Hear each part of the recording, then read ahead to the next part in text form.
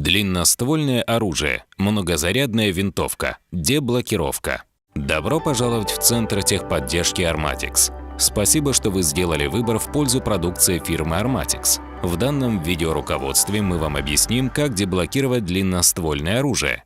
В данном случае многозарядную винтовку при помощи пульта управления Quick Lock с изогнутой соединительной штангой.